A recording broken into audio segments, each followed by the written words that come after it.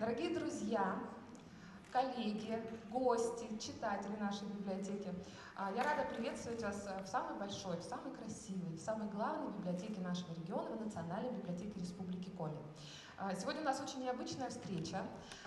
С нами сегодня присутствуют слушатели литературного факультета Народного университета.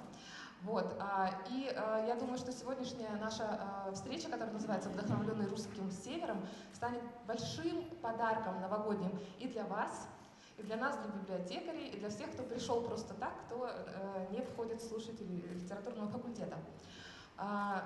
По секрету я вам хочу сказать, что эта встреча возникла фактически спонтанно, потому что мы ее не планировали. Просто известные писатели, литераторы совершенно случайно были проездом в нашем городе, мы об этом узнали, и мы их прихватили. Поэтому все, что сейчас будет происходить, это такая наша счастливая звезда общая. Сначала бы я хотела представить наших гостей, их у нас сегодня много, потому что наши литераторы приехали не одни, они приехали с целой делегацией поморского землячества в городе Москва. Но начнем все-таки с писателей. Итак, Кренев Павел Григорьевич, писатель. Мы его попозже позовем на сцену, пока пускай посидит в зале. Лола Уткировна Звонарева, литературовед. Сергей Васильевич Амбросимов, он один из представителей как раз поморского землячества в Москве, и я знаю, что он хочет нам что-то сказать, а возможно даже подарить.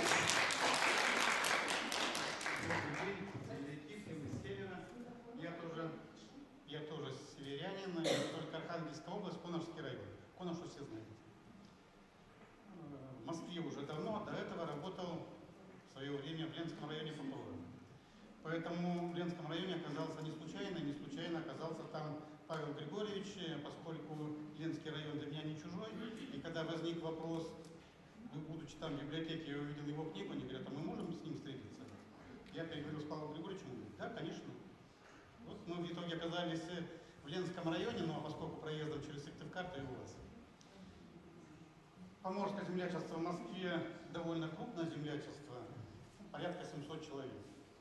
К 25-летию землячества мы выпустили вот такую вот книгу. В этой книге те, кто в землячестве, кто там родился в Архангельской области, кто служил, Северный флот, космодром, кто работал. Поэтому эту книжку мы вам дарим. Кому интересно, посмотрите, почитаете.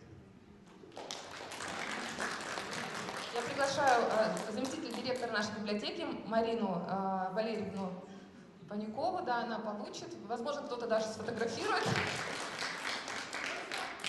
Но это не все наши гости сегодня. Еще один представитель поморского землячества Владимир Русланович Месихин. Совершенно неожиданно к этой группе присоединился Александр Евгеньевич Посохов, а он, внимание, глава Тоболенского муниципального района Архангельской области, да, куда эта делегация направлялась изначально. Два слова скажу про наш сегодняшний регламент. Регламент будет таким. Сначала, первой части, да, мы познакомимся с творчеством Павла Кренева. Во второй части Лола Уткировна Звонарева расскажет нам о своих литературных проектах. Я думаю, что очень приветствуется, не просто можно, но нужно сегодня задавать вопросы, причем мы договорились с авторами, что вопросы мы будем задавать не в конце встречи, как иногда мы делаем, да, а прямо по ходу. То есть если будут возникать вопросы, поднимайте руку, я буду приходить, подбегать с микрофоном, будем спрашивать. Потому что, мне кажется, нужно их помучить, раз уж они приехали к нам.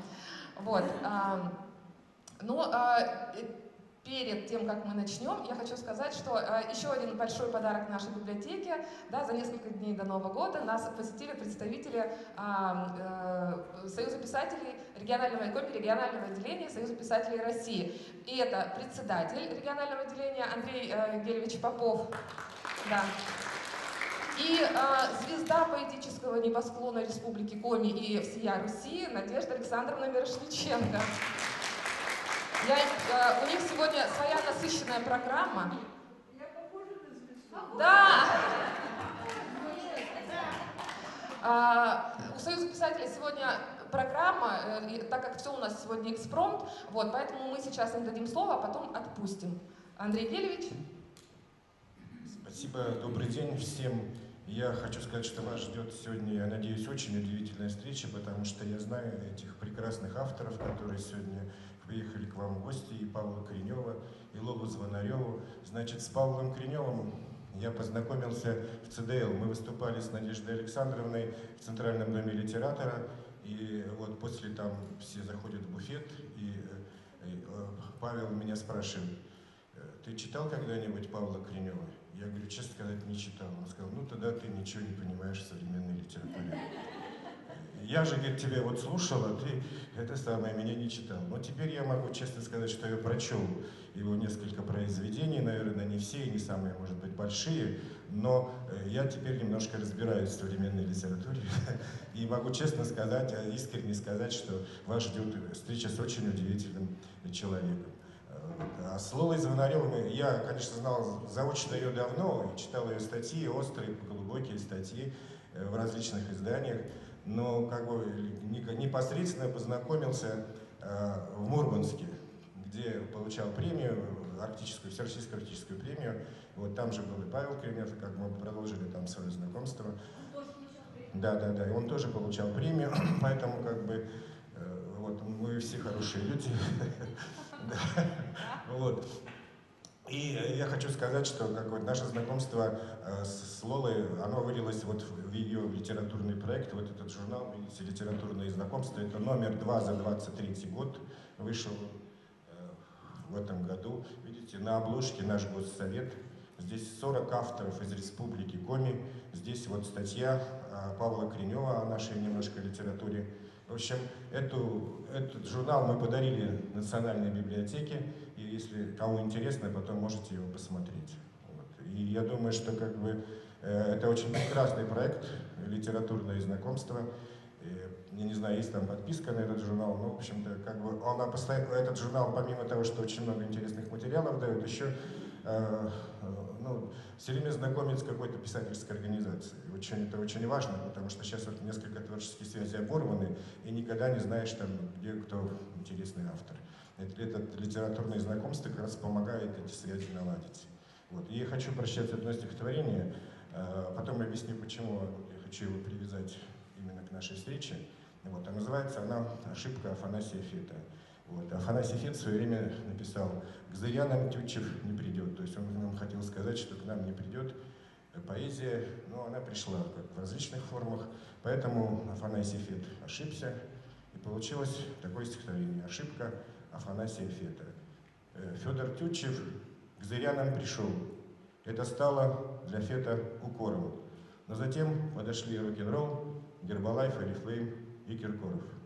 И не сразу теперь разберешь голос Тютчева в этом Содоме, что есть мысль, изреченная ложь. Вот беда. И не только для Коми. Жизнь теперь называется лайф, в этом кайф и конец разговора, потому что кругом Гербалайф, Орифлейм, рок-н-ролл и Киркоров. Вот. Но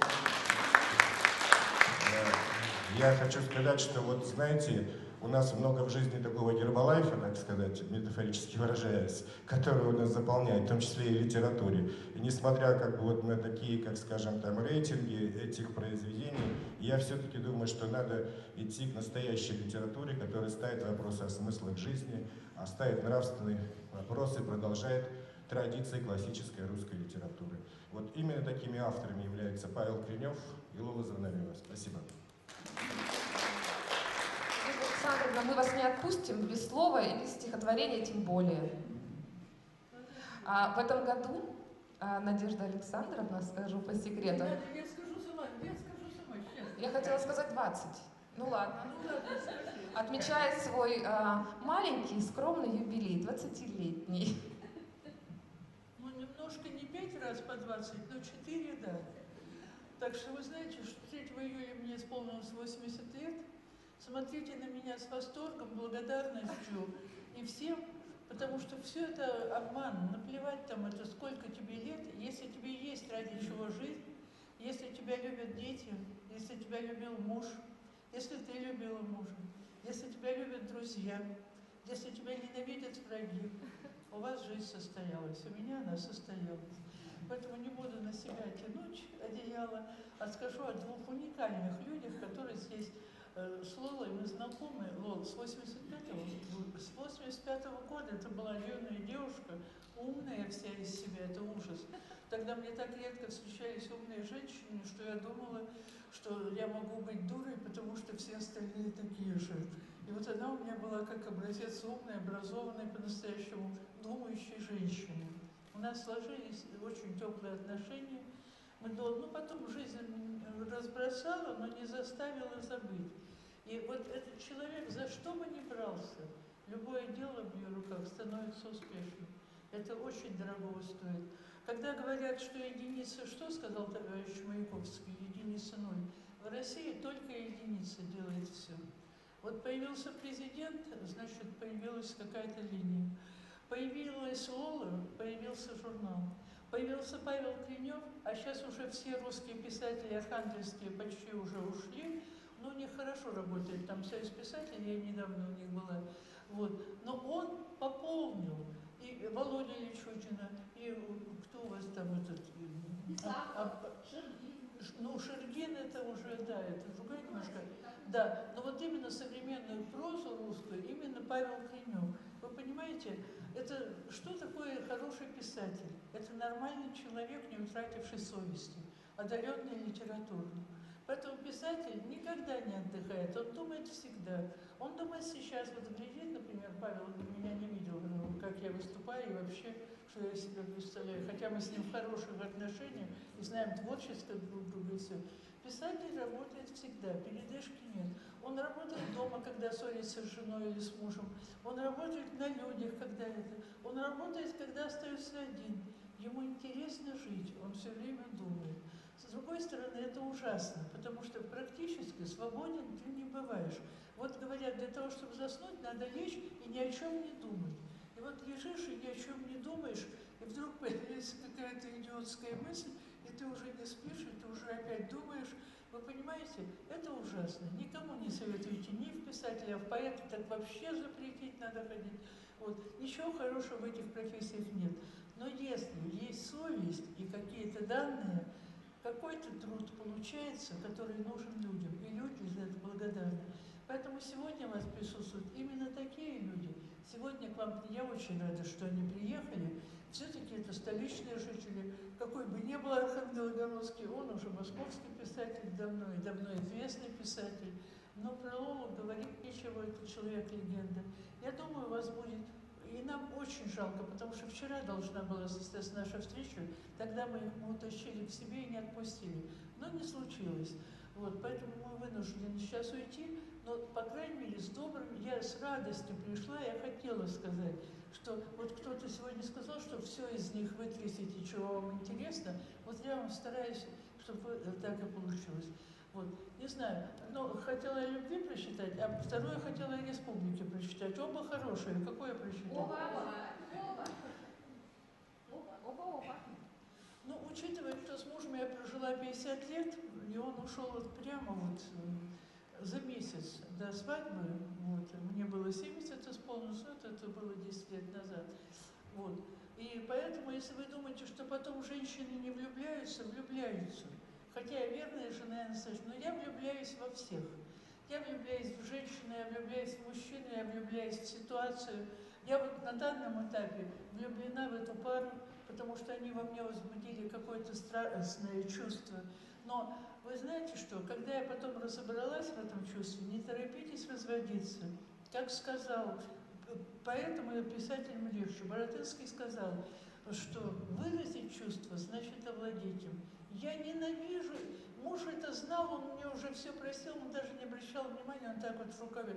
И когда я сказала, что я в Колю Иванова влюбилась тогда, он когда с ним познакомился, он говорит, Надька, я тоже в него влюбился. Мы, наверное, были какая-то ненормальная пара в чем-то.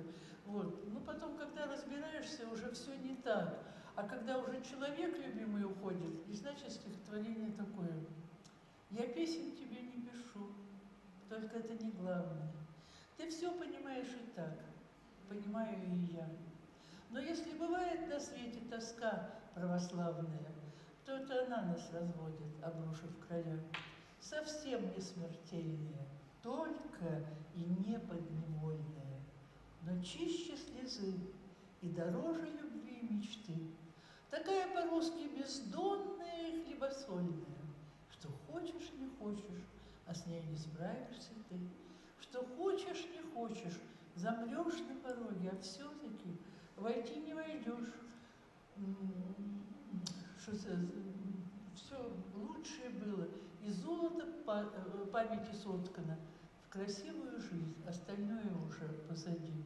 Но если бывает на свете тоска православная, то это она нас разводит, обрушив края. Я писем тебе не пишу. Только это не главное. Ты все понимаешь и так. Понимаю и я. Как вы думаете, легко такие стихи писать? И жить нелегко писателю. Потому что везде, при любом соблазне, при любом варианте очень ярком, вот эта проклятая совесть встает и начинает с тобой бодаться.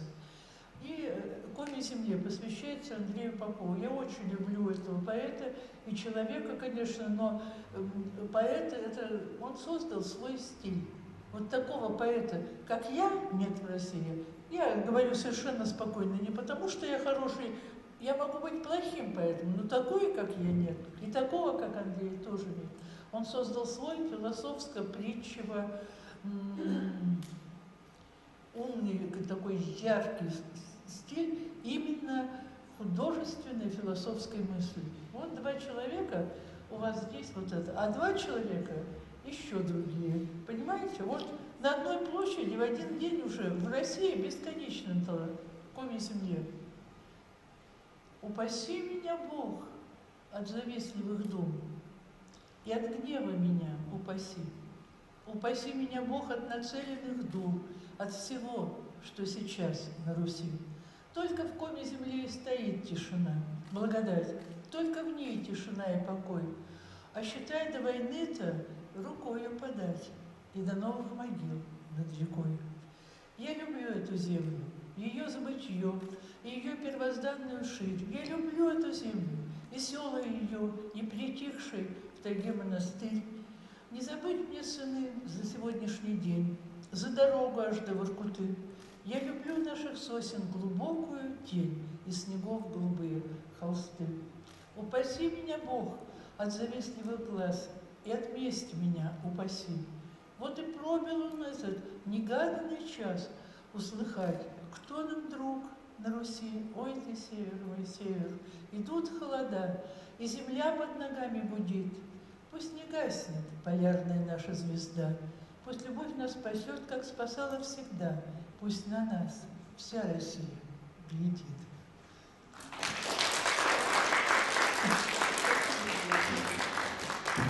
Друзья, смотрите, у нас третий подарок. Еще и стихи от наших авторов. Все литераторы, которые сегодня здесь у нас, они все представители большой литературы отечественной. Мы сейчас прощаемся с Надеждой Александровной и Андреем Геличем. Да. Ребят, представляете, как вы хотите на Да. Возвращайтесь. Под бурные аплодисменты. Вот кого я люблю, это библиотека. Белка щелкает орешки, богач припал к рублю. Вы, девчонки, книгоежки. Я за это вас люблю. Спасибо. С наступающим Новым годом вас! Друзья, чуть-чуть, небольшой маленький вопрос. Скажите, пожалуйста, ну кроме первых рядов, скажите, пожалуйста, до сегодняшней встречи кто-то слышал имя Павла Кренева? Если слышали, чуть-чуть руку поднимите, я увижу. Кто-то слышал. А может быть, кто-то читал, потому что у нас в библиотеке, к нашему стыду, всего лишь 2 книги Павла Кренева. И одна из них на руках, считайте, 50%. Читаемость очень большая. Вот. Но сегодня, кстати, у нас книг прибавилось. Сегодня Павел Григорьевич, Лула Ткировна привезли нам и свои журналы, литературные альманахи, и книги. Мы их оформим, и потом можно будет взять уже на дом. Вот. А сейчас, так, все, значит, я думаю, что вот так будет. Если сегодня, после нашей встречи, вы выйдете с тем, что вы знаете, кто такой Павел Кренев, с тем, что вы захотите его прочитать, то встреча наша состоялась, считайте, да, и прошла не зря. Вот. Ну, а сейчас небольшое досье, небольшая визитная карточка. Павел Григорьевич Кренев. Сейчас, подождите. современный прозаик, секретарь Союза писателей России, заместитель председателя правления Союза писателей России, лауреат всероссийских международных литературных премий, таких как «Русские мифы», «Золотой Витязь», «Русский Гофман» имени Николая Лескова, Александра Невского и других. Награжден золотой медалью имени Василия Шукшина. А почему, мы потом расскажем. Павел Григорьевич является также членом жюри различных литературных конкурсов и имеет ряд престижных литературных наград. Вот одна из недавних, про нее Андрей Гелич немножко сказал уже, что книга Павла Григорьевича «На севере, на летнем берегу», которая сегодня пополнит наши фонды, вошла в шорт-лист Всероссийской арктической литературной премии имени Василия Семеновича Маслова. Такая премия есть. Вот я, например, о ней не знала, к своему сожалению. В своей работе Павел Григорьевич знакомит нас с сильными независимыми характерами поморов, живущих в его родной деревне Лопшинга, правильно ударение поставила, да? На летнем берегу Белого моря. Писатель воссоздает жизнь поморов в их диалогах, передающих радость и горе, погружая читателя в настоящий деревенский быт. Особенность этого издания в том, что Павел Григорьевич обращается к почти уже утраченному, почти забытому поморскому говору, поморской говоре, так она называется, поморский диалект. И я очень надеюсь, что мы сегодня чуть-чуть хотя бы, но этот диалект услышим. Надо отметить, что вот за эту же книгу Павел Григорьевич получил премию имени Сергея Тимофеевича Аксакова. Вот то, что у вас на экране, надеюсь, вы успели прочитать, я это уже проговаривать не буду. И, наверное, приглашу Павла Григорьевича на сцену под бурные аплодисменты. Да, сюда выбирайте место, какое вам больше нравится. Все-таки обращусь к этому слайду. Вот вы видите, насколько насыщенная у человека жизнь, да? Как она интересно развивалась. И все вот эти вот вехи судьбы, вехи жизни, они, конечно, все отразились в его литературе, и мы тоже сегодня об этом поговорим. Ну и у нас еще один главный герой — Лола Уткировна Звонарева. Мы тоже видим, да, что и окончила филологический факультет, и является кандидатом филологических наук, доктором исторических наук, академиком в 2 академиях, да, критик, историк, искусствовед и так дальше, так дальше. И сегодня мы, вот там внизу, да, написано, что главный редактор альманаха «Литературное знакомство», который вам показывал Андрей Гелевич, и директор альманаха «Серебряные сверчки», он тоже у нас здесь представлен. Вот. Лолу Уткировну мы, да, просим тоже на сцену.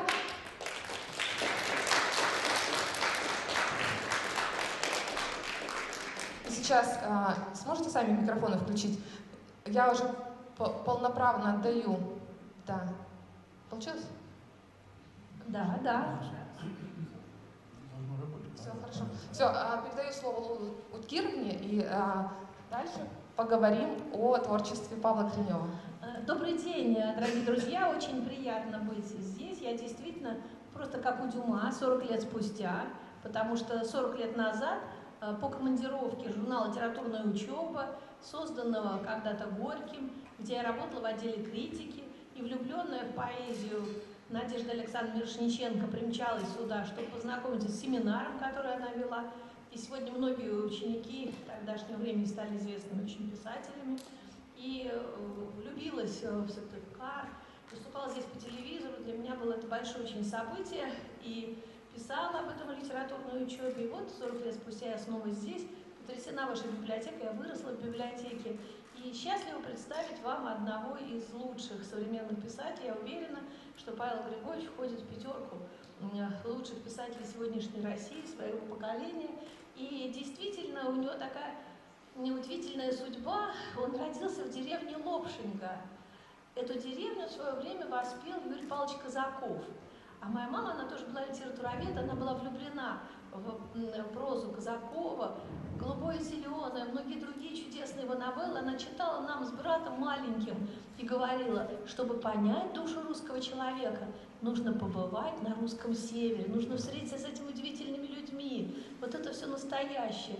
И я это навсегда запомнила, и когда познакомилась с творчеством Павла Григорьевича, тоже увидела и вот эту традицию лирической прозы Юрия Павловича Казакова. Кстати, вот Павел Григорьевич тоже это ощущает, он очень любит Казакова, встречался с ним. Казаков приезжал в Лопшингу каждое лето. И подростком Павел Григорьевич его видел, а потом читал его книги. Последняя книжка так и называется «Поедемте в Лопшингу». И проводит фестиваль памяти Юрия Павловича Казакова. Поэтому в Лопшинге уже побывали главные редакторы, вообще многие наши писатели, руководители толстых журналов, благодаря Павлу Григорьевичу. И мама у него была учительница, папа заведующий крошечным рыбным заводом. И уже в 8 классе Павел Григорьевич принял решение и отважно покинул родную деревню с 5 рублями в кармане, не зная ни слова по-английски, поехал поступать в Суворовское училище. Вот такой отважный подросток. И самое удивительное, дело происходило, как мы с вами понимаем, в советское время, и Павел Григорьевич описал эту приключенческую историю в замечательном рассказе «Добрые люди» или «Как я поступал в Суворовское училище». Не имея денег, не зная английского языка, он добрался до Ленинграда, поступил в училище, закончил его даже с еще одним удостоверением переводчика английского языка, то есть английский язык там выучил и поступил. Тоже это один из легендарных вузов. Вот я окончала Московский университет, а он всегда соперничал с Ленинградским. И вот моя любимая подруга училась как раз в Ленинградском университете на журфаке. И вот Павел Григорьевич тоже учился в этом удивительном университете. На 2-м курсе женился, вот как рассказала Надежда Александровна, тоже недавно отмечал золотую свадьбу со своей замечательной верной женой Мариной Александровной. Она подарила ему 2 дочек. У Павла Григорьевича сейчас, по-моему, 5, да? 5 чудесных внуков. И, конечно, когда у тебя есть уже супруга и есть дочка, то надо уходить и содержать. Как северные мужчины очень ответственные. Он пошел на заочное отделение и там сделал журналистскую карьеру, был в замечательных газетах, уже на таких должностях, как замглавного редактора ведомственной. Но здесь его уже пригласили в Комитет государственной безопасности. И там он курировал наши литературные круги и сделал тоже много хорошего. О нем с благодарностью вспоминали, поддержал, спас от опасных таких сложных ситуаций и Даниила Грамина, и братьев Стругацких. Но, заметив вот такую интеллектуальность молодого сотрудника, его направили в аспирантуру, где Павел Григорьевич получил доступ к закрытым архивам, потому что он писал диссертацию по истории спецслужб. И там он столько удивительных, интересных исторических фактов открыл, что до сих пор на основе вот этих своих записей, вот, найденных в архивах фактов, он пишет исторические очерки о 20-х годах. Вот про историю, которую мы с вами знаем с детских лет, с Каплан, с Дзержинским, с Троцким. Я, как доктор исторических наук, когда читаю эти очерки, просто удивляюсь, совершенно другая открывается история. Столько было мифов и фантазий, так сказать, каких-то слащавых, каких-то, так сказать, идеологизированных, а подлинная история открывается вот в этих очерках. И, наверное, Павел Григорьевич защитил бы и докторскую диссертацию, но его забрали в администрацию президента, и многие законы, посвященные спецслужбам, написаны пером журналиста и юриста, уже он у нас кандидат юридических наук, Павла Григорьевича Поздеева. Родовая фамилия Павла Григорьевича Поздеев, и очень интересно, я общалась, так как я работаю над книжкой о Павле Григорьевиче, я общалась в Архангельске с его родственниками, и братья нашли очень интересную линию, что мама Павла Григорьевича, она из той самой деревни, откуда мама Ломоносова. У них была такая традиция, именно оттуда брали жен многие жители Лопшинги. И а фамилия эта Поздеев, она упомянута в знаменитой переписке Ивана Грозного с Курбским. Он говорит Грозный, что воеводишку Поздейку он ссылает в Северный монастырь. То есть вот то, что Павел Григорьевич стал генерал-майором и развивался вот и по этой военной линии, возможно, там есть тоже какие-то очень интересные родовые связи. Но в органах Павла Григорьевича попросили взять псевдоним в литературной своей деятельности, потому что там, так сказать, свои задачи. А Павел Григорьевич уже с 30 лет начал печататься как прозаик. Одна из его вот первых новелл настолько интересная и яркая, что сегодня всегда, иногда я слышу, мои коллеги сетуют, ну, в советское время мне цензура мешала, я все писала в стол. Вот северный характер такой крепкий, что вот любой текст Павла Григорьевича, написанный в советское время, можно сегодня перепечатать, не меняя ни одного слова. Он настолько был погружен в свои детские, деревенские воспоминания, в жизнь природы. Вот мы говорили, у него 4 направления. Вот эти исторические очерки по архивам, 4 сборника уже вышло. Разные издательства печатают, это мгновенно расходится. Замечательные рассказы о природе, потому что с 8 лет с удочкой, с 10 лет с ружьем в лесу, вдвоем с собакой. Так чувствовать и понимать природу, для этого действительно надо вырасти вот в этой деревне, где любимое твое место – это лес, и где ты знаешь и чувствуешь все. И вот «Первый бал Пеструхи», один из моих любимых рассказов, его названием, вот, и стал названием книжки, сборника, тоже получившего премию «Мамина», «Сибиряка» и многие другие. Павел Григорьевич написал первым, когда он почувствовал, благодаря поддержке друга, что он не только журналист, но и писатель. Ну и, конечно, деревенские характеры. Это действительно такое чудо, такие колоритные фигуры. Моя бабушка тоже из крестьян, из маленькой деревни под Малоярославцем, 14-я дочка пастуха, и мне это всегда рассказывала, она меня воспитывала, и я так люблю и уважаю русскую деревню, но северная деревня – это немножко другое, это изумительное северное Гаморье, я уже написала об этом с подругой, профессором из Турции, 2 статьи, кстати, Павел Григорьевич очень много переводит на турецкий, китайский, французский, польский. И недавно, буквально 3 недели назад, мы вернулись из Парижа, и очень, как теперь, представьте, летят люди в Париж через Алжир, через Африку. И вот мы все время думаем о том, что как много у нас врагов, но есть и друзья, потому что это была удивительная сцена, когда мы показали наши русские паспорта, заполнили анкеты, пришли 8 таможенников, выстроились перед Павлом Григорьевичем, но все-таки, так сказать, женщина там не вполне, как мы понимаем, человек, и начали что-то скандировать, с арабским акцентом. Говорю: Павел Григорьевич, что они говорят? Он говорит: Лола, послушай, они говорят «Слава России». То есть они хотели сказать, что они слышали, что говорят «Слава Украине», но они хотели сказать, что они вот на нашей стороне, «Слава России». Ну, а в Париже была 9-я книжная ярмарка, 9-й книжный салон. И несмотря на все эти события, все-таки 2 девушки из Красноярска, поэтессы, директор литературных музеев БАК и мы с Павлом Григорьевичем долетели. У Павла Григорьевича перевели очень интересную вещь. Вот она у меня здесь, кто-то получит ее в подарок за вопрос. Повесть 9. Повесть посвящена событиям Приднестровья, войне снайперов, русских и литовских, работающих по заданию Румынии. Удивительная совершенно вещь, вот она и остросюжетная, и детективная сначала, но детективное есть и преступление и наказание, и лирическое. И когда ее перевел блестящий прозаик среднего поколения Тьерри Мариньяк, он автор 13 известных романов, один из лидеров своего поколения, 60-летних, то 15 ведущих французских блогеров, тележурналистов, писателей разразились такими восхищенными отзывами. Но я думаю, что это связано еще и с тем, что до этого за наши русские деньги переводили Акунина, Сорокина, Улицкую, переводили постмодернистов, в которых, в общем-то, часто писались такие гадости и всякие такие весьма сомнительные вещи, и реальная человеческая жизнь абсолютно не просматривалась.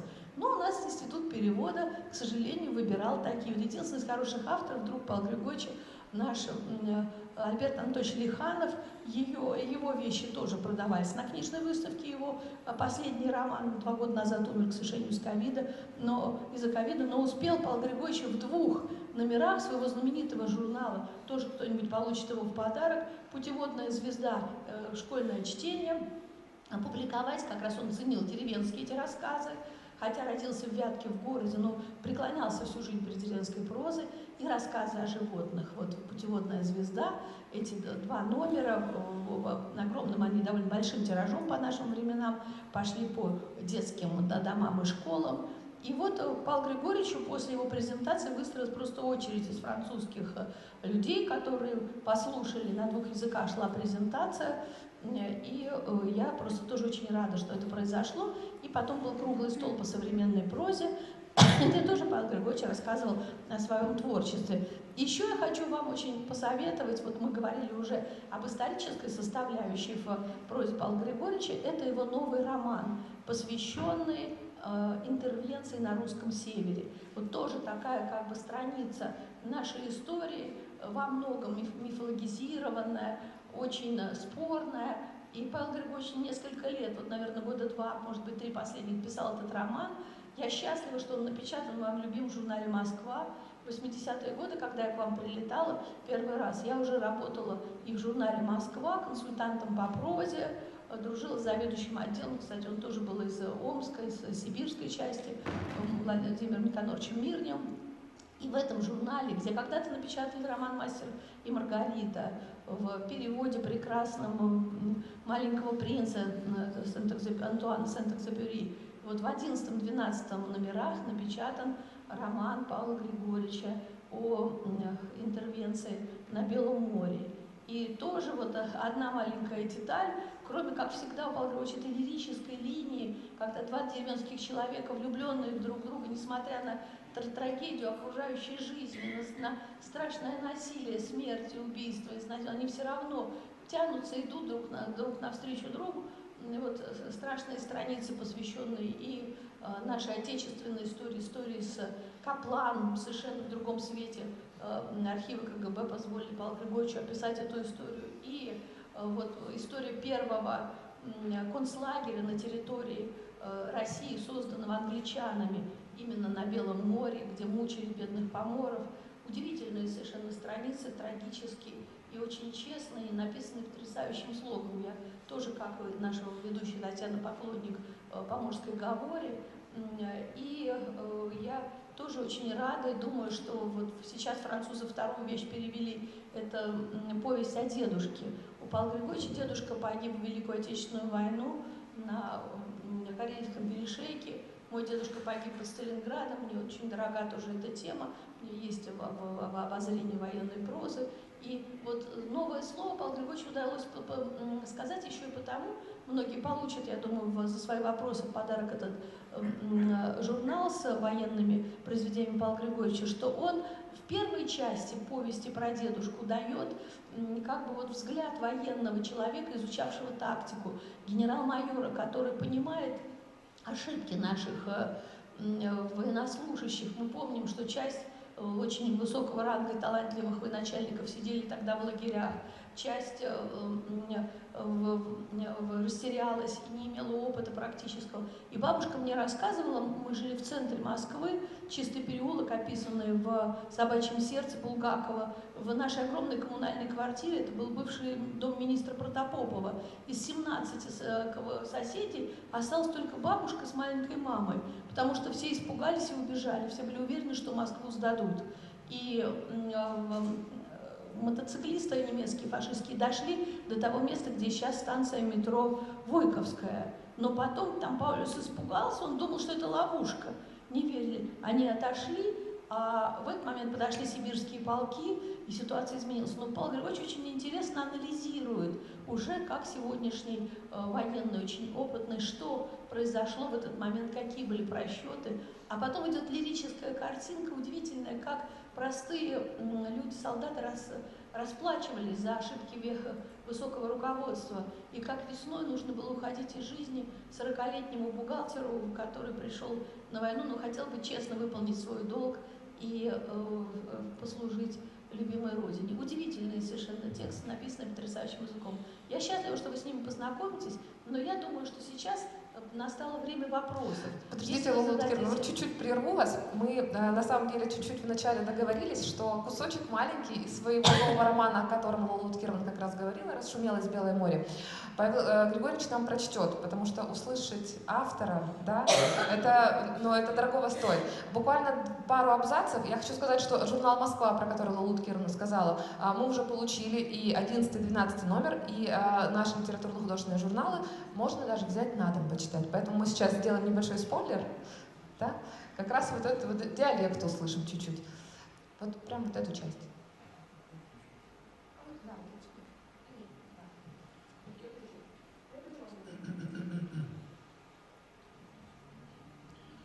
На этот раз все немножко по-другому.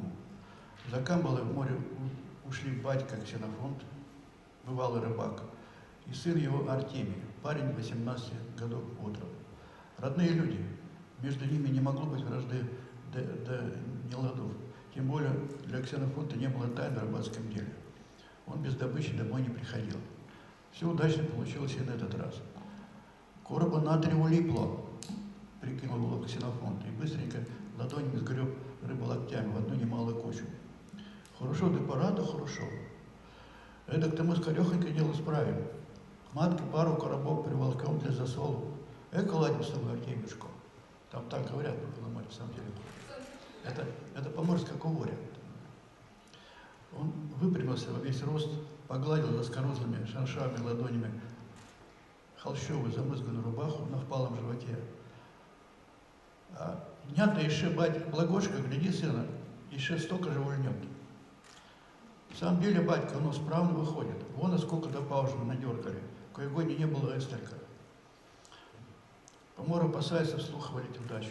Переменчива она лихоманка. Да только он опять уж шибко трепыхается в дальний буёк. Надо попадать туда. Как не похвалить? Этот вот маленький кусочек. Много услышали незнакомых слов? Здесь некоторые расшифровываются. Я вам советую тоже почитать. Да, спасибо большое, Павел Григорьевич. Положу на выставку обратно. Угу. Пожалуйста, ваши вопросы к Павлу Григорьевичу. Ну, никто не хочет получить подарок. Сегодня за вопросы, да, вы просто не видели, огромный чемодан привезли авторы с собой, вот, с желанием подарить книги за интересные вопросы. Давайте я спрошу, я начну, пока все стесняются. Немножко Лола Уткировна сказала о том, что пришлось Павлу Григорьевичу взять псевдоним, да, потому что КГБ было против, если бы он печатался под фамилией Поздеев. Мы немножко услышали о фамилии Поздеев, немножко, да. Можно сначала у зала спрошу, а как вы думаете, Коренев, какая смысловая нагрузка на этом псевдониме? Что имелось в виду? Кремень. Так, есть варианты. Еще есть варианты? Громче? Корень. Корень. Так, еще. Александр Грин, Коренев, Гринев. Ну там еще был, да, еще литературный персонаж такой. Так, есть еще варианты? Я-то знаю ответ, я прочитала. Крен. Ну, как поворот куда-то, да? Вот Павел Григорьевич сейчас прокомментирует. Ну, вы знаете, совершенно все правильно, все замечания. Хочу немножко уточнить.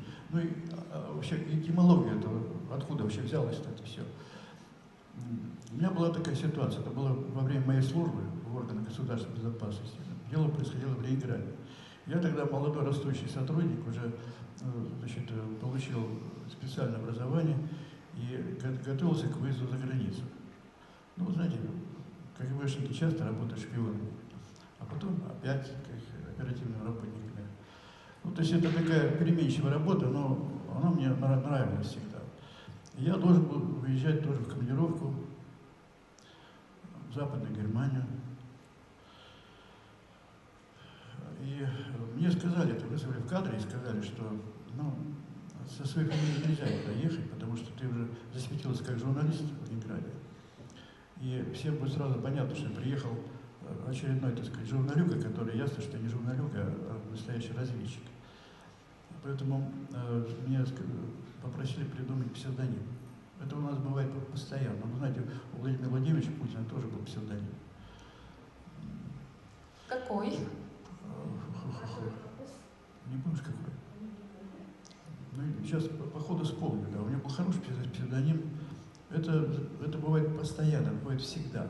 Ну, чтобы запутать, потом все равно разберутся. Разведка работает грамотно, они докапываются, кто такой, значит, выезжает и не выезжает, значит, по месту рождения, работы, внешность встречает, и чтобы понять, чем занимается товарищ, приехавший там куда-то, в Берлин, в Лондон. Ну, в общем, я придумал псевдоним. Мне было не очень-то сложно придумать, потому что у меня родовое прозвище Крень. Это прозвище моих предков, дедов, прадедов. Что такое крень? Крень — это такое дерево, как правило, кривое такое, которое не перепилить. Оно пила визжит, так сказать, и шаркает, а не перепиливать. Это от слова корень, конечно, происходит. Вы правильно подсказывали здесь. Ну, кренина попалась, не перепилить. Вот это отсюда слово это крень. То есть это дерево, которое трудно перепилить. Вообще обрабатывать это сложно. не поддается. Вот. А вообще мои предки, они были кренивые. Это были такие крепкие мужики. Ну, я-то не в них, отец мой тоже, потому что они были 2-метрового роста все такие, здоровенные и корежистые такие, да. Если он что-то сжимал рукой, то все ломалось. Очень крепкие были люди, кренивые. Но мой там по третью, какой-то там, не помню по счету, он женился на маленькой женщине, девушке, дочке папа. Вот, и поэтому получилось так, мы уже пошли меньше роста, к сожалению, наверное. Вот, и поэтому крени, но уже не такие крени, как... И я хотела еще добавить, что Павел Григорьевич вот никогда не забывал, что он внук священника, и он в своей родной деревне выстроил большую каменную церковь за свой счет во имя Петра и Павла. Так что вот как бы, знаете, сколько церквей было разрушено, но у нас вот в Огромном Союзе писателей, где 8000 членов, там только вот Павел Григорьевич, и я знаю, что Валентин Яковлевич Курбатов вместе с Игорем, да, они тоже выстроили церковь, но они собирали деньги, а Павел Григорьевич вложил свои собственные средства, и мы даже, когда посвящали номер творчества Павла Григорьевича, мы на обложке журнала «Литературное знакомство» давали удивительную, это с синими такими, да, куполами, очень красивую большую церковь. Пожалуйста, вопросы. Не хотят? Здесь надо похлопать, потому что за свой счет поставить церковь, это... Да. Пожалуйста, вопросы. Да, давайте. Можно я еще один? Ну, пока они думают. Да, вот сегодня мы этого... Вот не прозвучало так конкретно, но тем не менее у Павла Григорьевича очень много ведь детской прозы. Очень много он пишет для детей, для подростков, и раньше, и сейчас тоже. Вот я хочу спросить, автор, когда принимается за какое-то произведение, вот он как себя разделяет? Вот здесь я детский писатель, здесь я для взрослых пишу. Я хочу даже именно добавить, что патриаршую премию, которую вручал митрополит в храме Христа Спасителя в центре Москвы, вы упоминали имени Аксакова, но это была действительно одна из самых престижных, иногда приравнивают к госпремии, патриаршая премия имени Аксакова именно для произведений для детей. И вот опубликоваться в Ленинградском филиале издательства «Детская литература» в 80-е годы в 30 лет было почти невозможно. Уровень ленинградских детских писателей со времен Маршака был настолько высокий, что вот мы, когда там снимались в семинаре при журнале «Костер», как раз тогда впервые я попала на этот семинар, то и встречались с классиками Воскобойников, вот он до сих пор жив, 80 романов, и он очень уважает Павла Григорьевича, давал ему рекомендацию в Союз. То есть действительно это был такой мощный прорыв, то есть уже в 80-е годы Павел Григорьевич был звездой молодой детской прозы. Вот эти две, тогда же были 100-тысячные тиражи, в библиотеке нашей замечательной Республики Коми есть эти две первые книжки Павла Григорьевича, которые принесли ему огромный авторитет в писательских кругах, и по которым он еще в 80-е годы вступил в Союз писателей. Потому что вы хорошо себе представляете, что работа в администрации президента — это ты в 7 ушел и в час пришел. И дальше там не то, что писать, там думать некогда, потому что огромное количество конкретных дел, когда пишутся законы, когда вручают поручения руководству, или когда он был представителем администрации президента в огромном районе в Архангельской области, нужно было защищать интересы. Я не сказала, что Павла Григорьевича тогда выдвинули в губернаторы, и он выиграл выборы, но из-за того, что он был в очень жестком конфликте с некоторыми людьми, которые сегодня уехали из нашей страны, и тогда впервые ввели машинное голосование, в последнюю минуту в 4 часа отключили свет и переделали результаты голосования. Но мы сейчас очень радуемся, что Павел Григорьевич, об этом даже Бондаренко писал, наш знаменитый критик, не стал губернатором, потому что таких непослушных губернаторов и мэров к Сергею Посаде 2 отстреливали очень быстро. Когда речь шла об алмазах, когда речь шла о народных богатствах, стоящих миллионы, миллиарды, которые раскрадывались, если губернатор пытался защищать, он как-то странно очень быстро погибал при неизвестных обстоятельствах. Поэтому мы рады, что Павел Григорьевич не стал губернатором, а пришел в Союз писателей. Действительно, был несколько лет заместителем главного председателя, вспоминала его Надежда Александровна Мирошниченко. И сейчас он секретарь Союза писателей, который больше может уже заниматься творчеством, чем такой организационной работой. Вопрос был. Я уже 2 книжки заработала. Вот я бегу. Спасибо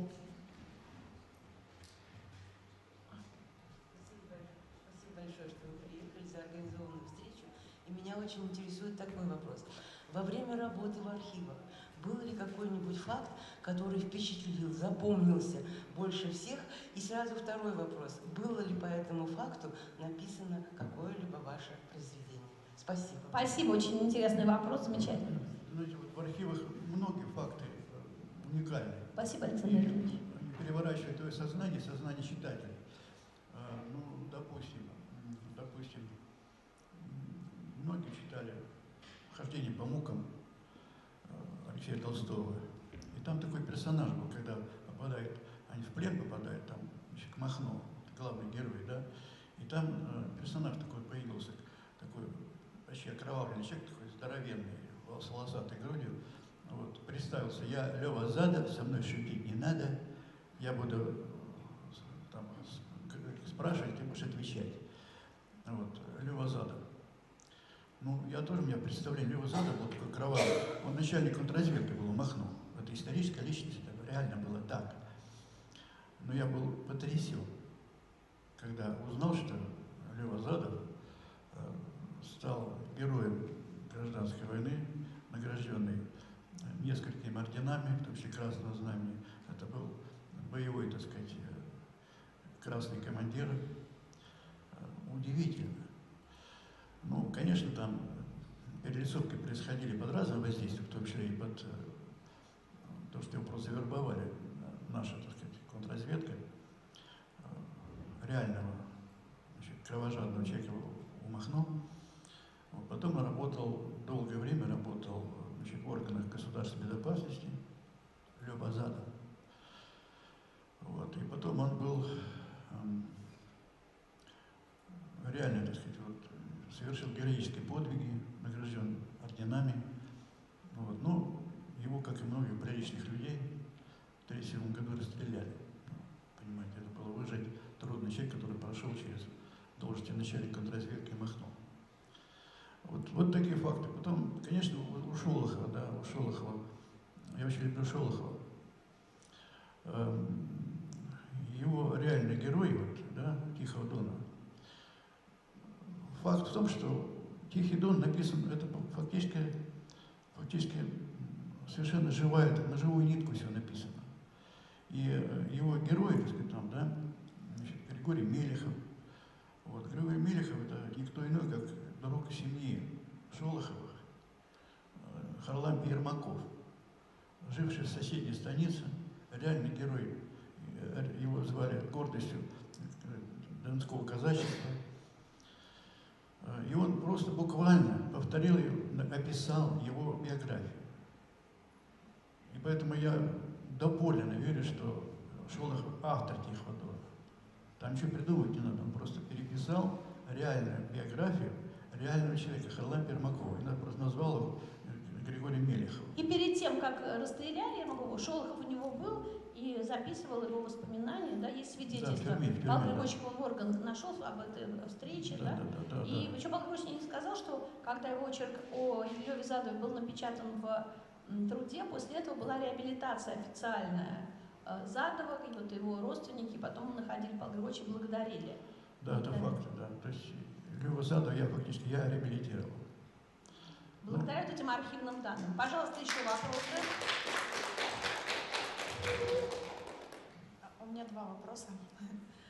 Во-первых, к Лоле Уткеровне, правильно я говорю, да? Вы сказали, что Павел Коренев входит в 5. Спасибо большое. Лучших писателей современности. А можно назвать еще 4, на кого нам ориентироваться? Ну да, с удовольствием. Вот я хотела бы назвать Бориса Евсеева. Да, он лауреат премии правительства.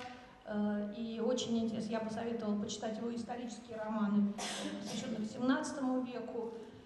И, конечно же, его замечательную биографическую вещь «Романчик», где вы увидите Ростроповича и Солженицын в очень таком, с ними встречался, Евсеев, он их описал буквально документально. Ну, скажем, сложное впечатление, понимаешь, что это очень неоднозначные были фигуры. Конечно, я все-таки считаю, что Алексей Иванов с его вещами, особенно я люблю ранние, «Сердце Пармы», «Общага на крови», «Географ глобус пропил», и вот этот двухтомник «Тобол», значит, третий. Ну, здесь мне кажется, есть такой замечательный писатель Владимир Бутромеев «Земля и люди», его там трехтомник, он тоже лауреат очень многих премий. К сожалению, сейчас очень сильно болен, но это очень такой мощный писатель и прозаик белорусского происхождения. И вот, наверное, все-таки вот здесь я люблю раннюю вещь Лавр, но вот я не согласна с тем, что дали Зачагина Водолазкину. Мне Водолазкин близок тем, что он так же, как я, медиевист, то есть специалист по средним векам, и я всегда думала, что должен появиться такой писатель, который использует свое знание литературы Древней Руси. Я преподаю в 2 университетах литературу, древнерусскую литературу. И вот он мастерски вписал, вот это самая сильная вещь Лавры, поэтому она там переведена на 19 языков. А роман Чагина, он уже значительно слабее. Здесь я согласна, заведующий кафедрой Владимир Михайлович наш из МГУ, он как-то написал, Голубков, что Водолазкин стал заложником своей славы, что каждый год ему нужно по новому роману, чтобы быть на слуху, и каждый следующий роман становится все более слабым. Вот здесь вот такая ситуация, но при этом вот я люблю вещи эту Лавры, и с обложкой Шемякина «Вторая вещь авиатора», она тоже такая неплохая. Дальше, но я рада, что вот когда был список «Лучшие книги» 23-го года, вот эта книжка Павла Григорьевича, она была туда включена, рассказы, энциклопедия русского поморья в рассказах и очерках Павла Коренного Помора. Вот, и я думаю, что вот она действительно могла бы соперничать с Чагиным, но у нас есть такая привычка муссировать одни и те же имена, тем более, что это очень завязано на коммерческой основе, потому что издательство очень влиятельное АСТ, оно, конечно, раскручивая имена, получает фантастические прибыли. Вот, и здесь вот я согласна, что это несколько необъективно, эта вещь, она как бы очень мощная, и очень советую почитать вам этот том. Недавно он получил премию «Душа природы» в Уфе, Русское географическое общество, причем были очень такие сложные члены жюри, и все говорили, что вещь это просто потрясающе сильная. Вот этот вот сборник, это фактически избранное такое как бы собрание сочинений Павла Григорьевича. Очень интересно, там взгляд журналиста на любое, бабушка, семья, война, там медведи, волки, и взгляд писателя. Удивительно интересно это сравнить, да, журналиста с писателем. Очень мощная, интересная книга, хорошо придумана, составленная и уникально написанная.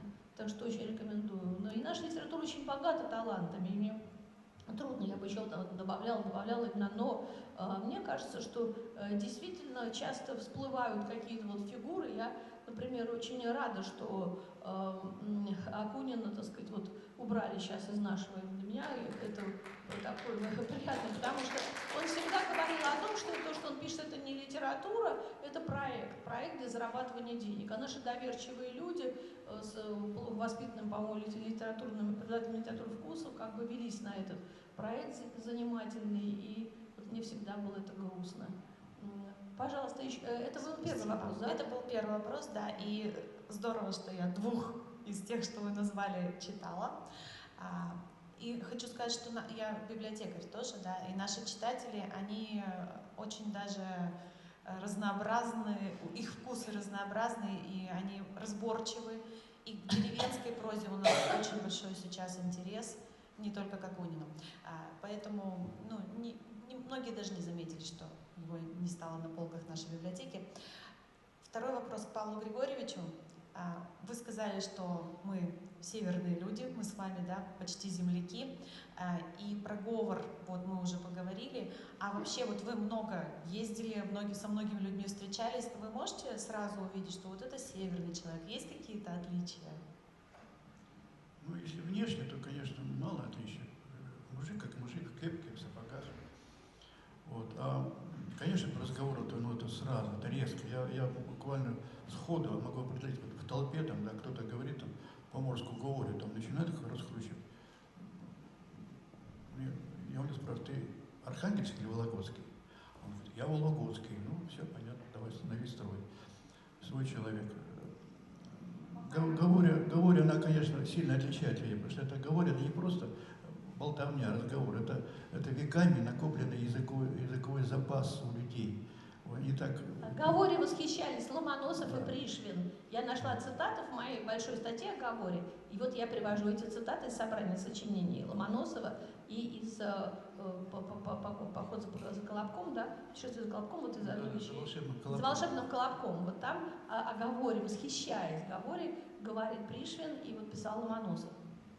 Пожалуйста, еще вопросы? Я подхожу. Так, давайте по очереди сначала сюда. Спасибо. Когда ведущая спрашивала, слышали или нет мы это имя, я вспомнила, что мы это имя слышали на творческом вечере Надежды Александровны. Она очень тепло и хорошо о вас отзывалась. И я думаю, что после сегодняшней встречи мы больше узнаем об авторе и будем читать произведения ваши. Ну вот у меня такой вопрос. Вот что бы вы порекомендовали или назвали, какие произведения, где вы описываете своих деревенских, допустим, друзей или родителей, знаете, как у Довлатова вот наши есть. Есть такие у вас рассказы или такие произведения? Я бы с них и начала.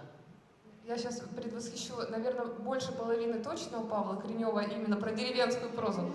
Да, рекомендации, с чего начать?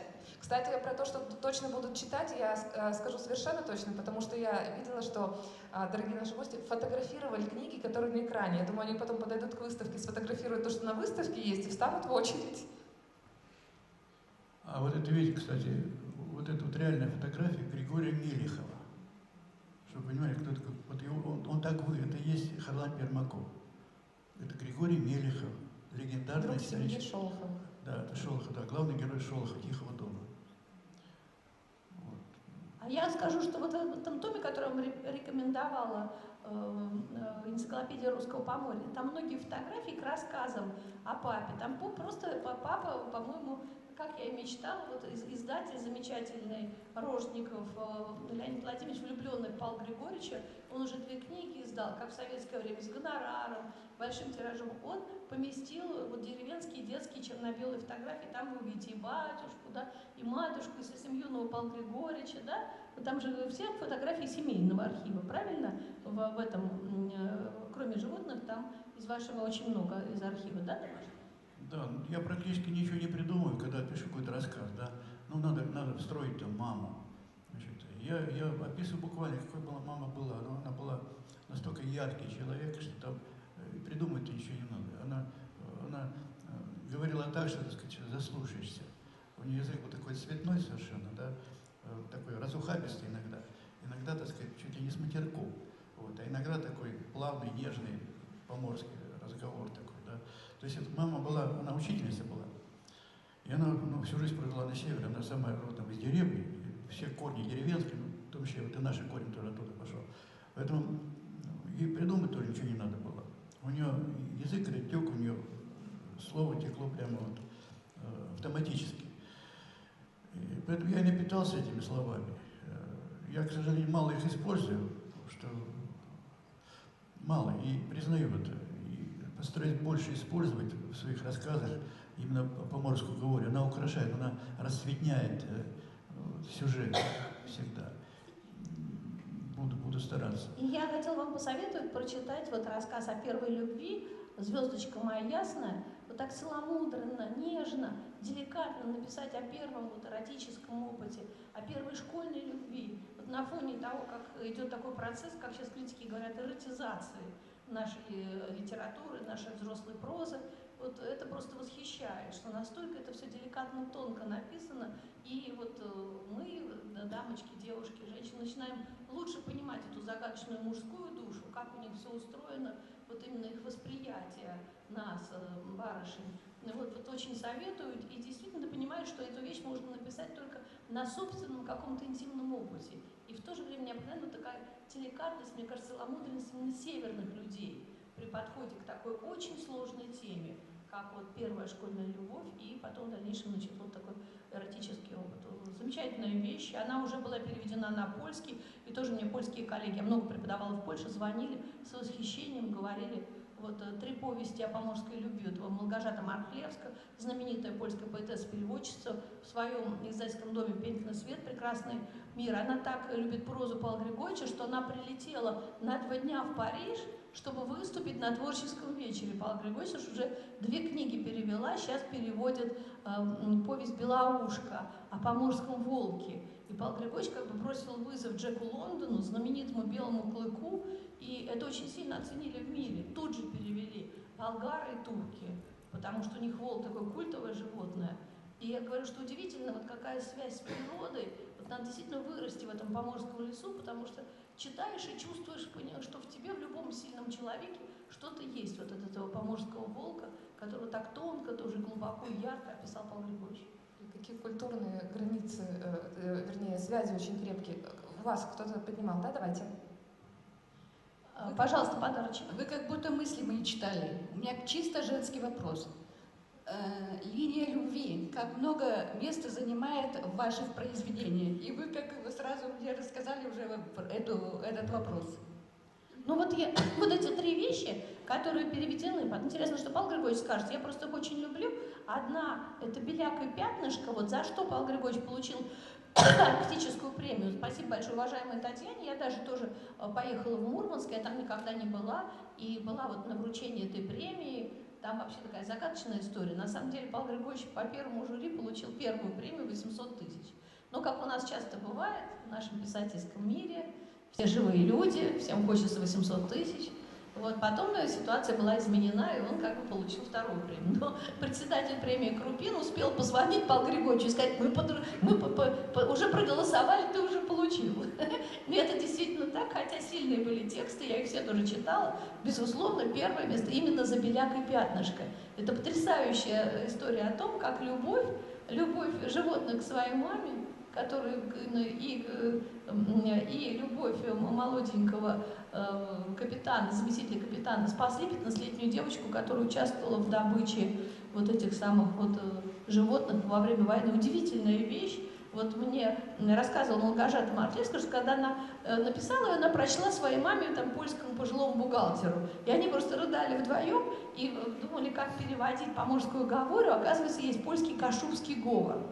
И вот они перевели, замечательное. Потом вот я вам говорила, «Звездочка моя ясная», про которую я рассказала. А 3-й, это вот уже подарок нашим библиотекарям. И это буквально на наших глазах рождалось, потому что я вела 19 лет такие дни русской культуры в Варвинском регионе.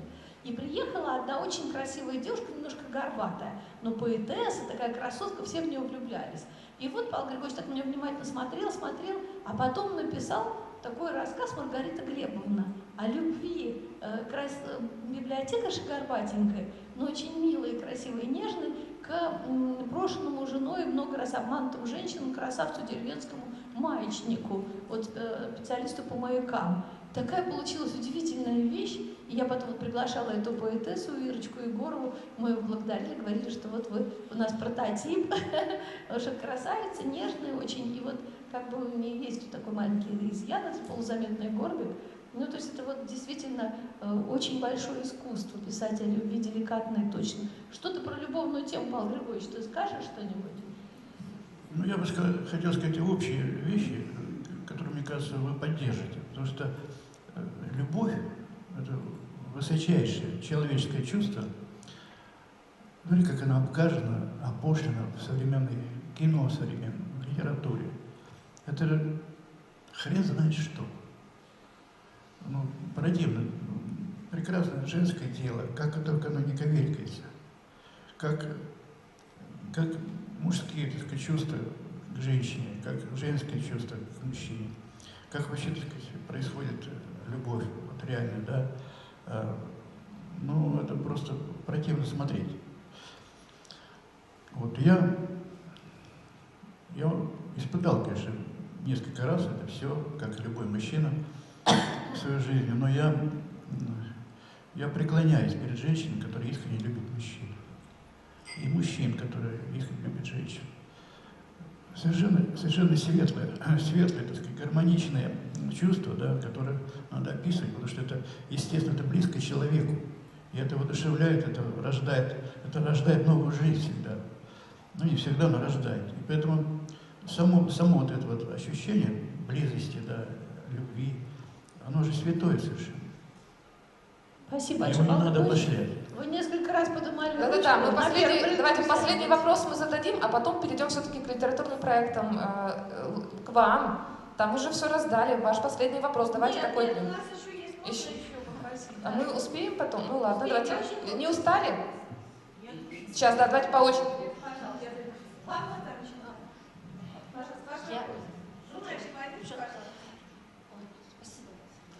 Я к вопросу о говорах. В конце 70-х годов мы проживали некоторое время в Свердловской области, Урал, и когда столкнулись уже с местными жителями, там, получается, не все слова понимаешь. Мы жили в городке, в котором некоторое время жил Бажов, и, конечно, читая, уже перечитывая Бажова и слушая, как говорят там, это совершенно другое восприятие. И что я заметила? Заканчивается книга, и там словарь употребляемых вот местных слов в переводе на русский классический. У вас в книгах это тоже есть? Есть, но не всегда. Ну, вы знаете, вот мы как раз смотрел тексты советского времени, там были эти сносочки. Когда мы писали с Севин Чучгуль, турецкий профессор, перевела книжку Павла Григорьевича о поморской говоре, кстати, для Федерального Северного университета, для Архангельска готовили этот доклад, то мы видели, что в советское время не давали. В некоторых книгах есть отдельный словарик. Вот. И когда готовили вот эту книжку «Молодежная команда», они тоже делали обязательно сноски, но слова удивительно яркие, и многие даже вот нашей списательской команде, вот Дмитрий Лихарь, кстати, тоже очень-очень интересный писатель, поклонник Павла Григорьевича, он всегда восхищался поморской говоре. Я все-таки предлагаю, чтобы все у нас получили подарок. Кто у нас еще? А у нас еще есть даже не вопрос, а реплика, да? Да. Ну, Мусульманское землячество в Сыктывкаре. Да. В конце 80-х годов я работала в школе Приморского района. И там, наряду с Писаховым, наряду с Шергиным, ваше произведение «Детская проза» тоже изучалась. Она была рекомендована. Поэтому с вашим творчеством я знакома. Кузьмино. Это через дорогу от Лявли, через Двину. Немножко в другую сторону. Ведь Приморский район, он такой же, как Сыктывдинский район. Он находится вокруг города Архангельска. И посоветовала сегодня прийти на нашу творческую встречу Татьяна Дмитриевна Вогоева. Поморское землячество в городе Москве. Поэтому спасибо вам большое. Я предлагаю, чтобы мы Александру Евгеньевичу за такую нашу «Золотая рыбка» у нас на посылках дарим 2 журнала. И последний вопрос. Давайте. Последний вопрос вот у нас на галерочке. Да. Татьяна, отчество не помню. Вот мне интересно ваше мнение о программе «Страницы истории» Владимира Мединского. Я смотрю постоянно, и возникает у меня очень много вопросов к этой программе. И еще вот хотела вас спросить, у вас были личные встречи в детстве или во взрослости с волками? Очень интересный вопрос. С волками встречались или нет? И передача Мединского на культуре, по-моему. Вы знаете, у волка какая судьба? Вот судьба волка. Ну вот мы, люди, рождаемся, все тоже разные, да, кто рыжий, кто там черный, кто чего. И все идут в жизнь со своими какими-то отметинами, душевными или внешними, физическими. У волка очень жесткая отметина, он хищник, и он жрет, что попало. Вот. Ему нужно, чтобы его прокормить, я говорю, волк же, он же не ест манную кашку. Он питается мясом, желательно свеженьким, чтобы свежая кровь была. Он так рожден. Он рожден волком. Он по-другому не может и не умеет. Ему по-другому не выжить просто. Он выживает только, если он будет кушать то, что ему можно и нужно кушать. Он любит кушать живое, свежее мясо. Он съедает зайцев, там, питается. Природа так создала. И не нам его осуждать, этого волка. Понимаете? В итоге встречались или не встречались с волком? Потому что я знаю, что в детстве Павел Григорьевич с мальчишками уходил в лес, мог там ночевать. Да? Насколько близко видели волка? Знаете, не то, что много раз, а зачастую. Волка, он никогда не подходит близко. Он страшно боится человека. Вот, говорит, волк напал. Я не верю в это. Волк никогда не нападет человека. Он волка боится страшнее смерти. Он запах учует человека, так сказать, волк. Все, его нету. Он сразу за километр тебя. Понимаете, волки страшно боятся людей, потому что люди их убивают. У нас тут просто в республике бывают случаи, да? Да, бывают случаи. Но в каком случае волк может напасть на человека? Когда он раненый, когда-то. Как вот у нас медведь, у нас в Лобшине это был единственный случай, единственный за всю историю, когда медведь напал на женщину. И то получилось, я просто расскажу, ладно, ничего, если там кратенько. Медведи тоже никогда не нападают на людей. А получилось как?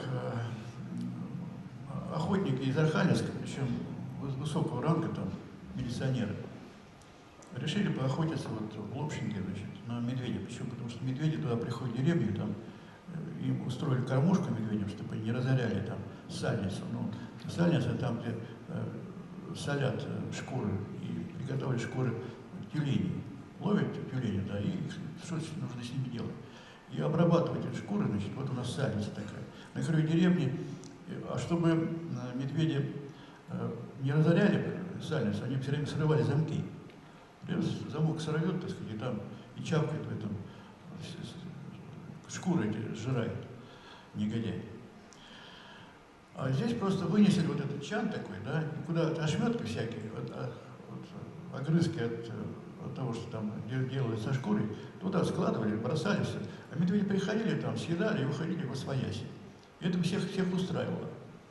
Вот понаехали вот два охотника, два генерала. Сели на крышу сальницы, прямо вот под ним этот чан где-то, да, и стреляли в упор. Не чтобы как-то, по-человечески как-то хотели поохотиться, да, выследить. Нет, они просто вот прямо в упор стреляли, так сказать. Причем не могли, одного убили, а второго ранили. И не сказали гады, что ранили медведя. Медведь ушел раненым в лес. Раненый медведь — это всегда страшно. И вот, а это территория аэродрома, вот на краю аэродрома, так сказать, в этой маленькой деревне Лобшинга есть маленький аэродром, он деревянный, всего около 300 человек жителей, но есть свой аэродром, потому что по-другому не добраться. Вы знаете, вот сейчас на этой фотографии предыдущей, это был показан аэродром, и это сальница, и это рыбзавод, на котором отец поработал. Показано просто, сейчас нет этой фотографии. То есть это было все вот. Тут где-то. Вот видите, сверху это деревня Яренко. Вот эта вода, это не море, это река, потому что дома не могут стоять на берегу моря в такой близости. Шторм, и дома эти смоют. Видите, вот а внизу это деревня Лобшинга. Вот там в конце вот это деревянное там большое здание, это здание рыбзавода, на котором отец работал. А вот там подальше такой, со скошенной крышей, высокое здание, это аэродром. То есть это все. Вот они там... Маленькие самолеты, Ан-2, да, помните? Да, кукурузник, да, вот они там и приземляются на краю деревни. Это все. А вот эта лодка красная, это лодка моего соседа Николая Ивановича Мазерова. Это прямо напротив моего дома, посреди деревни. То есть это прямо... Я когда пишу, что я там сейчас вот ходил, берег был красный, от Красной Икры, лососевый. Почитайте, это мой очерк. Вот это как раз и есть место, где вот это все было. Вот. То есть и медведь, женщина пошла утром со своим внуком за грибами, а медведь лежал в кустах, уже умирал, раненый медведь. И он напал на эту женщину, потому что она его прямо в него ткнулась вот, за грибами, вот медведь лежит раненый. И он ее, так сказать, сгреб, так сказать, и поломал ее, немножко, но поломал. Вот. И она долго жила, так сказать, живая, потом она умерла года через 2 от таких переломов, которые медведь ей сделал. То есть все-таки она умерла, женщина. Ну, эти скотины, вот они никому еще не сказали, что медведь ушел, что они ранили его, бросили, так сказать, вот, на произвол судьбы, и в конце концов, в результате этого, браконьерского налета, знаете, погибла женщина. Мы проклинаем этих идиотов. Ну, вот такой случай был. А вообще вот и волки то же самое. Волк тоже никогда не нападет. Не верьте, когда волк напал. Никогда не нападет волк. Он хоть малыш, хоть просто человеческий запах для него это страшнее смерти. Он боится запаха человека.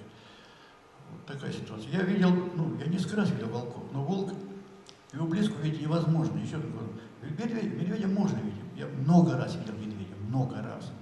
Вот, иногда вот так просто за кустом что-то жрет там, и ты подходишь, ты все, малину там, особенно, да.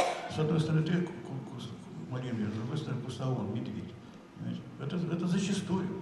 Но когда он тебя увидит, он сразу на задние лапы и сваливает от тебя как можно дальше. Они тоже боятся людей. То есть в природе все очень устроено так, нормально. Лютые звери, они боятся людей. И не бойтесь этих зверей, не бойтесь. Спасибо большое. Да, ну и переходим, перейдем да. все-таки к проекту, литературные проекты Лолы Звонаревой. Сейчас мы долистаем до них. Ой, а где они? Вот они, вот они. Угу. Ну, буквально несколько слов. Вот я привезла в подарок вам несколько своих книг, то, что обидно, много журнальных публикаций, приятно, что так внимательно. Но у меня, на самом деле, 23 книжки, и тоже изданы в нескольких странах. И в Болгарии выходило несколько книг, и в Беларуси, и в Узбекистане. И вот я рада, что поддерживает. Вот Павел Григорьевич тоже вот последние книги выходили до издательства «Проспект», федеральное агентство давало гранты. Вот тоже на мои последние, наверное, 8 книг федеральное агентство выделяло довольно большие деньги. Это вот последняя моя монография. Я 40 лет занимаюсь творчеством основоположника нашей поэзии, педагогики, даже одного из ведущих и публицистов Семена Полоцкого, такого интересного человека, который был учителем детей царя Алексея Михайловича. И вот это моя третья книга о нем, это и моя докторская диссертация в 39 лет, защищенная в Петербургском университете. И я попыталась ее написать живо, и вот такое смешное предисловие меня сын попросил во время ковида, потому что он как-то любил эту мою работу, о том, как я начинала это все на втором курсе университета, влюбившись вот в этого удивительного человека, чьи рукописи лежали 300 лет в центре Москвы, в отделе рукописи исторического музея. И буквально там 2 слова, мы часто восхищаемся, вот, французы так начали писать фигурные стихи, вот в эпоху Серебряного века, ничего подобного. Первым здесь, как всегда, да, Россия родина слонов, но первым был Семен Полоцкий, который в 17 веке уже писал стихи в форме звезды, креста, двуглавого орла и сердца, и эти очень красивые стихи фигурные висели в спаленках русских царевен. У Алексея Михайловича царя было 14 детей, все ими восхищались. Он считался одним из, по отзывам даже послов, одним из самых умных и образованных людей Москвы 17 века. И вторая книжка, я вот 40 лет пишу об искусстве, я член Союза художников как искусствовед. И вот за последнюю книжку, которую я представляла во Франции, я получила серебряную медаль Академии художеств, довольно высокая награда. И «Золотой Витязь» медаль за вот эту книжку. Это мои статьи об искусстве за 40 лет. Здесь есть и об архангельском художнике, и о наших тоже многих художниках знаменитых, и об Анатолии Звереве, и о Михаиле Шемякине, и о сегодняшних православных художниках Петр Григорьев, Екатерина Кудрявцева, очень интересные мастера православной живописи. Вот. И действительно, вот уже 15 лет я издаю журнал «Литературные знакомства». Приятно, что в Архангельске мне вручали вот за этот проект, и за «Серебряные сверчки» такой диплом Федерального агентства по печати и Международного пресс-клуба. Во-первых, за Павла Григорьевича, за его уникальную рубрику «Свет русского севера».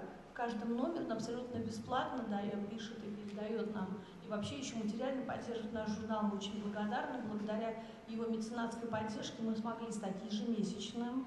И вот каждый месяц мы выпускаем номер, 288 страниц, и очень много рубрик и международных, потому что в членах редколлегии у меня писатели и ученые из 20 стран. Вот во многих я преподавала. И Павел Григорьевич так интересно писал о людях Севера, что вот федеральное агентство наградило его тогда дипломом, там, серебряной медалью, а мне вот за проект, я, правда, вела радиопрограмму «Литературная гостиная», тоже дали вот 2 награды в Архангельске, и мы действительно представили многие писательские организации Ижевска, Вятки, Калининграда, Смоленска, Полоцка, и вот у меня в руках Донская литературная тетрадь.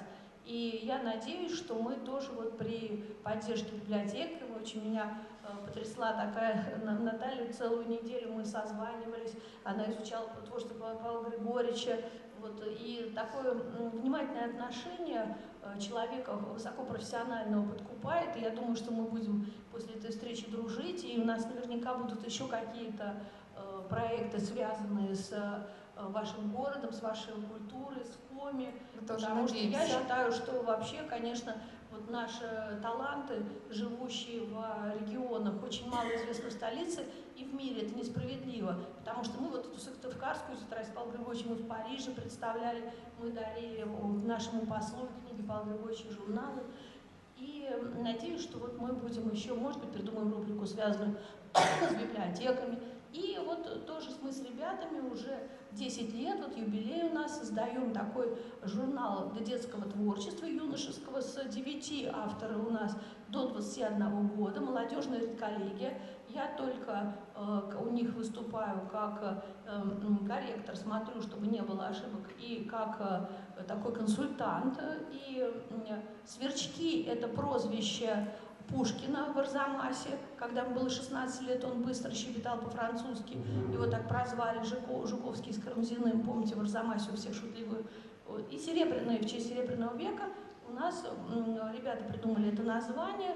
Там много интересных рубрик. И я тоже надеюсь, что вот наши юные таланты из Сыктывкара, из вашей республики мы сможем поддержать, можем придумать какой-то конкурс, что мы с Павлом Григорьевичем в течение, наверное, я 25 лет, Павел Григорьевич последние 5 лет входили в жюри фестиваля межрегионального начала юных авторов, и очень много из рязанских ребяток, и приезжали из Кунгура, из Екатеринбурга, тоже удалось. Мы надеемся, вот здесь вот очень благодарна Александру Евгеньевичу, который у нас глава Ленского района, надеемся, что тоже таланты. Мы видели, какие школы, какие библиотеки изумительные сейчас, какие коллективы мощные работают там. И мы тоже хотим очень сотрудничать с Ленским районом, может посвятить ему литературную тетрадь. Но суть этого проекта в том, что мы никогда не даем больше 144 страниц.